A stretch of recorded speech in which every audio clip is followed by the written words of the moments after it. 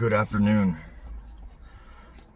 My name's Richard, and this is Amber, and we just decided to start a channel to expose the things that we're going through at this current time. Something that I've been going through for almost 3 years.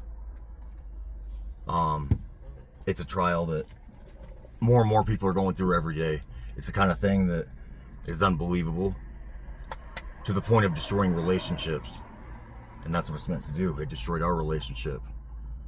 But by the grace of God, we were able to reunite. She was able to see the truth, and we're continuing to learn the truth. But what we're about to discuss, like I said, is it's meant to be unbelievable. It's meant to mimic paranoid schizophrenia. And I've been dealing with it for about 3 years. And I've learned a lot. And I've been through a lot. But I've never seen a couple come on and talk about it, how it is like as a couple. So that's kind of my idea with this. And I'll let her talk a little bit. Introduce herself. Like you said, my name's Amber.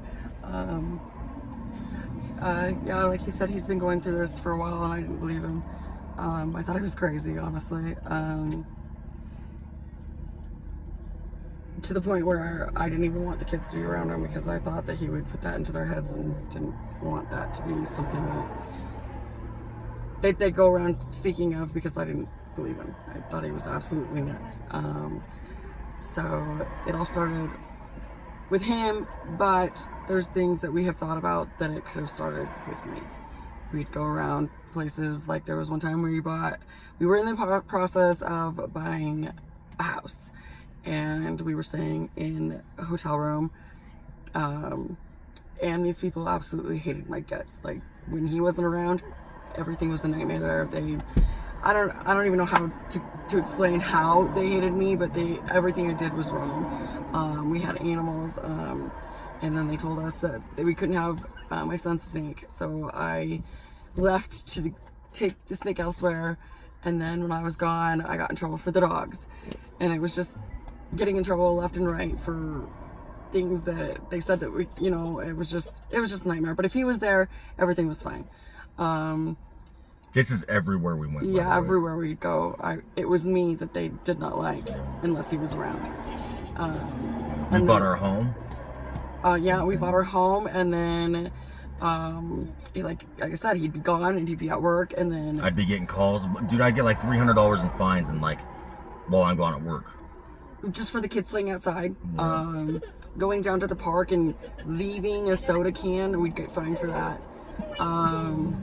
I don't know. There's been a whole lot. And then, so yeah, we split up for about a year, and then reunited. Hold on, I'm sorry. Sorry about that. Kids are being crazy. Go ahead. I don't know what I was saying. We reunited, and then since we have gotten back together, I slowly started to see things. And then this past week has been an absolute nightmare. We went to the Mission, which is a homeless shelter. That's the point they have us at, man. And I'm a truck driver that has experience. There's no reason we should be in this position. Anyways, go ahead. I'm sorry. So we were at the Mission. We were there for about a week. But in that week, I'm not even going to say the week, because we were there for like 3 days. 4 days, something like that. And I got 3 write-ups in one day. 2 of them within the first, I got 2 and 1 rainy. And then... Can I explain how they would do that, though? So this is how they would do it, right? So the morning crew would tell us, because they separate men and women for, they have their reasons. I get that.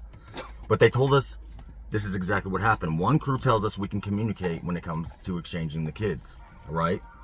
So we are doing that. We are communicating about the kids right by the front desk where they said, and that was it. I went, after we communicated, 10 seconds of talking, I went to the men's section, she went to the women's section, bam, she gets a write-up. And she got 3 of these in one day for being told by one crew, day crew, to do something, and then you do it that exact way, but then that being a problem with night crew, and then you would address it and say, hey, we were told we could do this by the other crew, and their excuse is, well, whoever's working at the moment, that's who makes the rules and is capable of giving write-ups. Like, there's nothing we can do about that. If they written you up, that's the way it goes. There's no getting around it, type thing. Yep. The last one that I got, this after the write-ups, we found a way to get out of there. But the last one, we weren't even at the mission. Okay, so we were gone all day long. Come back, and we did something. We had to go to the room to get something for the kids or something, and come back out. And I went to go leave. I went to go walk out the door, and I got stopped and said, "Hey, you need to sign off on this write-up." And I was like, "What do you mean? I already signed 2 of them." And she's like, "Oh, well, you got another one, blah, blah, blah, blah, blah." And I was like, "For what?" And she basically, because we were communicating. And it was like, dude, we weren't even here. Like, okay. And I started crying because I was like, you've got to be kidding me, okay? And this lady that gave it to me was smirking, like laughing at me, basically. So after that, I went to him and I told him, because he's like, what's wrong? And I told him. And he's like, okay, we got to get out of here. We got to figure out a way to get out of here. So we did. We haven't gone back. So, after that, after the mission and whatever, we'll move past that. Is that all right? Yeah. Just because that's one thing, dude. The things we're dealing with right now are, I mean, that's nothing compared to the present moment. And then we're just trying to explain everything as quickly as we can. Okay, and then you move on from there. So the mission, and then we Allison. Let's talk about Allison. Oh, that's right. Okay, so we were at a hotel. By the grace of God, we were able to get help to get a hotel for like 3 weeks. Okay. We go to her friend Allison's house. So here, and this is another thing about the mission, I'm sorry. I'm just going to make this, and you know what? It might be long and drawn out, but I just need to say some things. Back to the mission. Now, the plan for Allison's was we were going to go there and just hang out there for the day while she was seeing about her uncles, right? And I was going to say, at the mission.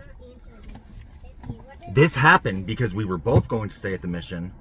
We go in and they changed the rules on us about kids. Conveniently, right before we showed up, they changed the rules about men with children, right? And if the mother is involved, the men absolutely cannot have the children. She needed a break. She was going through personal things, medical issues. She's had a hysterectomy, has anxiety. She was going through things, and my daughter can be a lot to handle. They had no compassion, no understanding, and just, it was very convenient how they changed the rules literally right before we got there. Because when I was there was all kinds of men that had their kids over on the men's side, the family area, okay? Now, I said that to say this. So that irked us right there.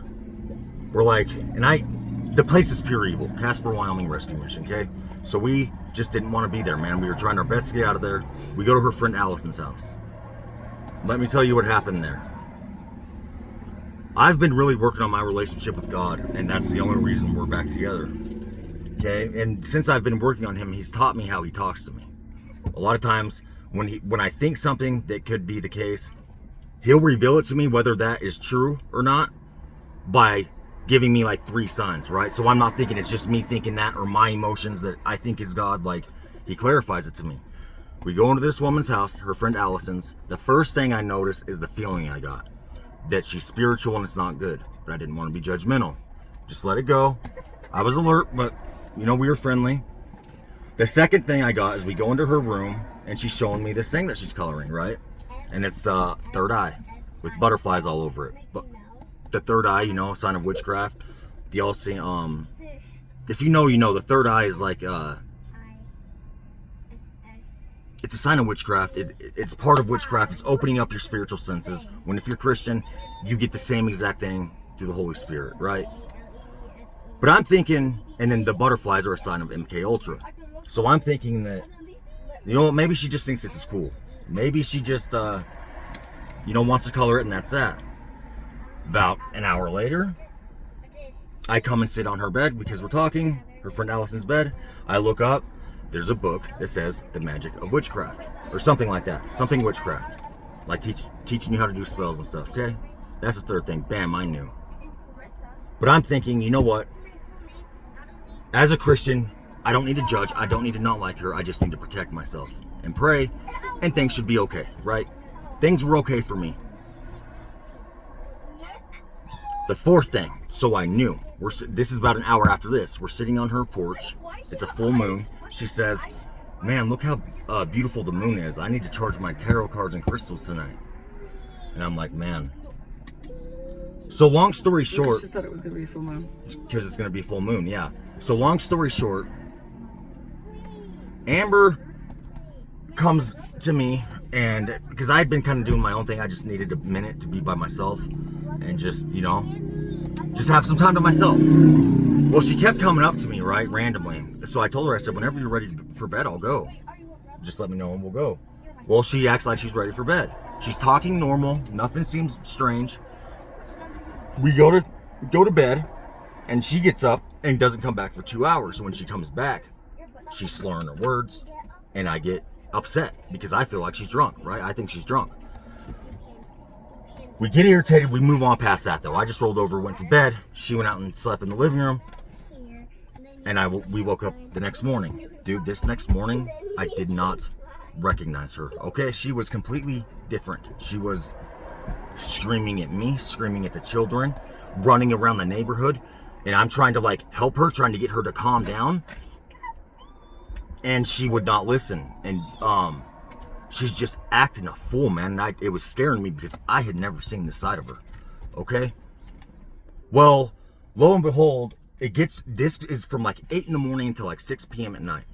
Around about 5 o'clock, okay, so around about 3 o'clock, Allison tells her, if you scream one more time, you're done, you're out. And I was there when she said that, okay?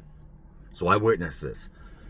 I take the kids fishing. I'm trying to get her to come because at this point I know what's going on, okay? I know what's going on. So I try and get her to come to come with me. And Allison is trying to like make her stay, right? Like I was like, Amber, will you come to the river with us and go fishing? Allison's like, what did she tell you? She basically said it was in my best interest if I stayed. Yeah. And so I asked her that time. Allison said that, okay? And then I looked at her. But mind you, that's like basically the only thing I remember that day. Yeah. Is her saying that. So I look at Amber as serious as I can, and I say, Amber, this is the most important thing I've ever asked you. Please come with me right now. She didn't.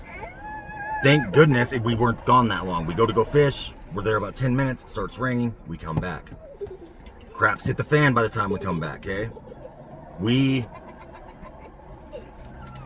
They're trying to get her to tell me to leave, and they're telling me to tell her to leave, like just confusion, dude. We didn't know what was going on. So finally, they come out to me, and they're like, hey, you need to go tell Amber to go. Well, I go inside. Lo and behold, they tell us both we need to go, okay? But when they said this, she was in pure shock. She's like, what? How could you do this to me? Like, you let us move in. Okay, long story short, I don't want to spend too much time on this subject. Long story short, Amber did not know what happened. Allison told her, I told you if you scream one more time, you had to go. And you screamed. Amber's crying. No, I didn't. Like, shocked, confused. Like, she knew she didn't scream. You know what I mean? But we knew she did. So we leave. We're told to go. But like I said, I could tell Amber was in pure shock. Like, she did not know why she was being told to leave. And keep in mind, she had been asking me to help her numerous times that day, okay? And this thing that was in her was also influencing me. Because I told her, no, you need to show me that you want the help. I should have never done that, dude. I should have helped her, and that was wrong, okay? So we leave, and we go to the river. And I say, we're there for a little bit, and she's continuing. And I say, Amber, do you want help? And she starts bawling. Yes, please, please, please. I say, okay. We go to the we go to the river. We do some things, and we get rid of what was inside of her. Explain that. Explain how you felt after we did that. It was like I honestly didn't like when he did what he did. I had to ask him. I was like, "What just happened?" You know, I was like, I felt completely different. I felt relieved. I felt like I don't even know how to explain it. Like, I just felt love. I felt at peace. I felt I don't know. And I started crying because I didn't know what had happened, and he told me, and I was just like, oh my gosh, like, why? Like, I just didn't understand what had happened. You know what I mean? So, anyway, what we did made it come out. Like, I started coughing, and it wasn't like a cough like I'm sick Quiet, cough please. or I have a tickle in my throat cough. It was a cough of something being released. And after that, I felt completely back to normal. I mean, not 100% because I was completely drained after that, but I did feel at peace. So after that, Hold on. Sorry. Okay, so she was at where she was at peace after, you know, being completely possessed and not remembering anything. Okay, so that's the end of that, right? We go throughout the night. This very night is when, you know, it starts to get heavy with the gang stalking, the community harassment. Okay, we go to a park. It's dark. It's like 7:30. Within 2 minutes of being at that park, bam, a cop shows up. Tells us we have to leave. It was just weird, the timing. He was nowhere to be seen. We're at the park. just takes our IDs and then tells us we can't be here after dark. Yep. Which is wild to me because parks don't close until 10 or 11, something like that. Keep in It mind. doesn't even close. Yep, keep in mind she had just been delivered, right?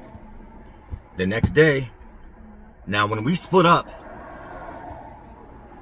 she was around people that were horrible influences, and I don't mean that to be judgmental. I mean that like with all honesty. And when we split up, we both did things that we regret.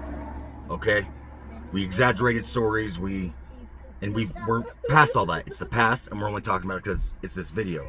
That being said, we're both on probation right now.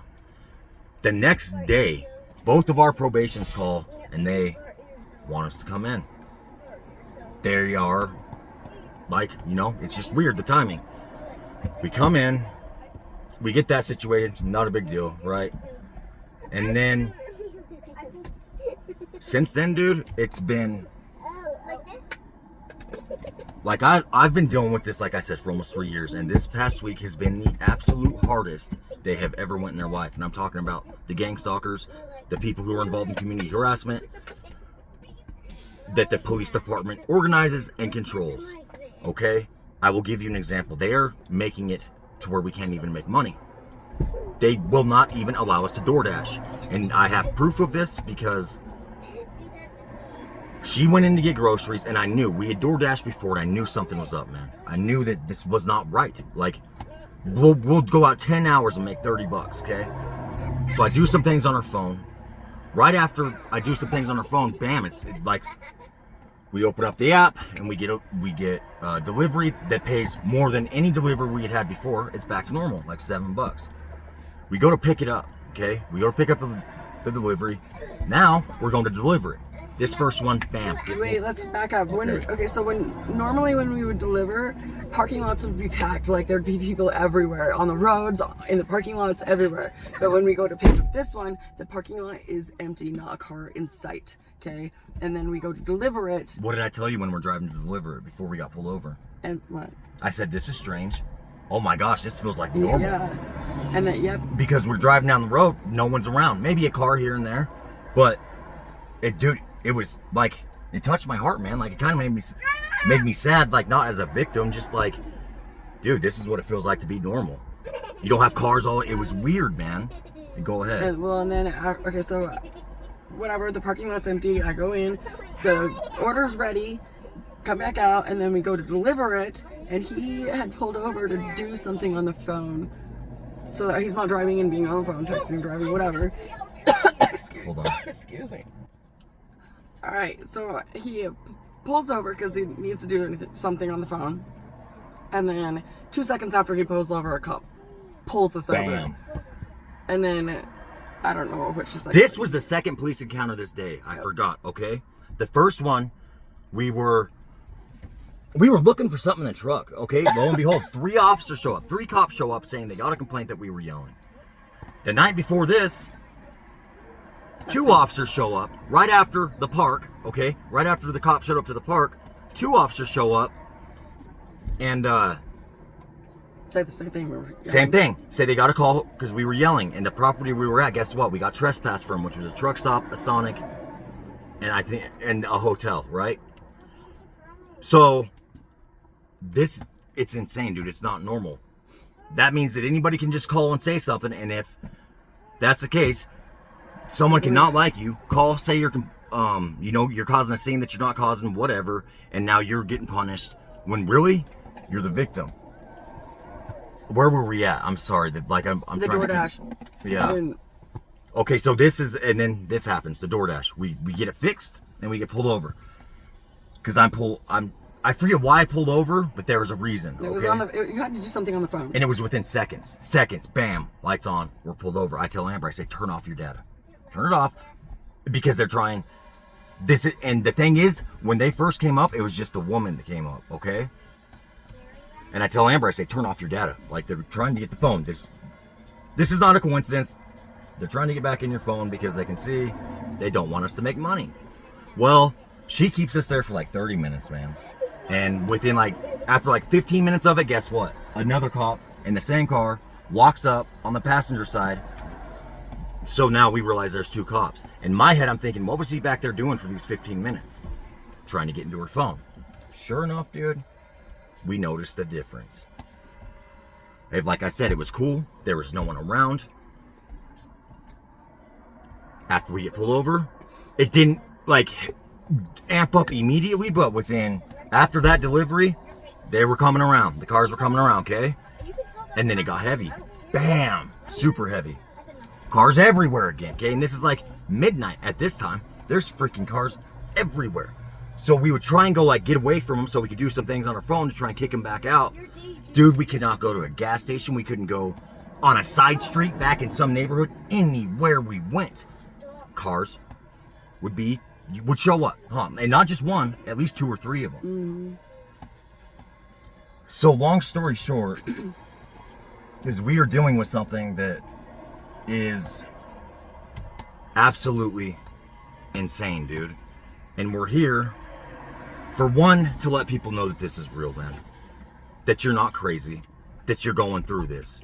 And for two, to expose the corruption and the pure evil that is at the Casper, Wyoming Rescue Mission, the Casper Police Department, the EMTs, firefighters. It sounds crazy, I know this, dude. But I'm telling you, it's true. It's true, man. They won't even let us make money, and we have to constantly do things. I'm not going to say what we do on here, just because I don't want them to know. But just to DoorDash, it is constant trying to dodge cars, to get away for a minute, just to do some things on our phone real quick, to kick them out, so we can get... Hold on. Anyways, I'm sorry, but we're going to cut it short at that. We've been trying to... This is our third time trying to make this, and every time something happens with the kids to prevent us from doing it. And that just shows you how serious it is and how bad Satan doesn't want this getting out, man. But I'm going to tell you that this is real, that there's only one thing that you can do to get through it, to have power to fight back, and that's God. And I know that because of the way that we were and how we are now. Okay, it was just me. I was alone for a year, dealing with this on my own. And she went from trying to make me out to be crazy to the point of having my PO get me a mental health evaluation, to me praying for her for that whole year, for the Lord to soften her heart and just allow me to have the chance to show her the truth and save her soul. And that's exactly what he did. It took time. It took us both taking accountability and realizing where we went wrong in our relationship. And that year was needed, man. It was. Everything happens for a reason. But now we've reunited, and these forces, man, are trying to tear us apart. But that's one thing. It's different when everywhere you go, you're being harassed, man, by the people who are supposed to protect and serve. They're doing everything they can to make it to where we can't make money, to harass, just to poke. There's been so many... Finding a home. Dude, we can't find nowhere to live. I'm a truck driver with almost 6 years experience. I cannot find work. Okay, we were together 2 weeks, I lost my job, okay? Just for that. There's one example right there, and I haven't been able to find solid employment since. So we're, trying to live off of DoorDash, and they won't even allow that, man. And I'm telling you, it's true. This is out of Casper, Wyoming. It's not just here. There are many people that are going through this, but what I want to do, my idea, was to do this as a couple, right? Because I've never seen something like that, and I think if we do it right and we continue to go to God, maybe this could be something powerful, man. And who knows where He's going to take us, where He's going to take this channel. We're not here just to expose darkness. We'll talk about good things too, but right now, man, it's just like darkness is everywhere that we go. We've seen some. I'll tell you this, man, we're in the end of days. We've seen some insane things together. Not insane, just, things that are not of this world and they're from a different realm. And it just tells me that, the gangstalking is just another tool to pull people away, dude, and completely take the love and empathy and compassion out of people. This stuff is meant to turn you bitter, cold, and angry, and take anything of God, which is love, light, peace, joy, take it all away. And it's hard. Like today's one of those days where it's hard, man. It's really hard. So we're just going to continue to document our journey. We left a lot out. We have a lot more to tell. But I think this is long enough for our first video. We introduced ourselves. At least it's out there. In case anything ever does happen, start looking at Casper Police Department for sure. But do you have anything to say that you would like to just wrap it up with? No, we've said basically the gist of things. Yeah, we have missed a couple, but quite a bit. It's been a long journey. This little video hasn't covered half of it, but we'll get there. Yeah, we'll bring more, and we'll get better at this too. Like I said, this is my first video ever. So. Mm-hmm. And I had a channel, but we just got to get in the rhythm of doing it together. And I'm really bad at cutting her off sometimes, so I got to work on that. Anyways, community harassment's real. Gangstalking's real. Don't let, if you're going through this kind of stuff, do not let anybody tell you you're paranoid schizophrenic, because that's what they want. And then to put you on some medicine to take away your gifts that God gave you. That's what it's for. To put on spiritual blinders, man. Don't let them do it. But I'm going to leave it at that. Hopefully, we said enough, and we're going to come at you with more. But you guys have a good one.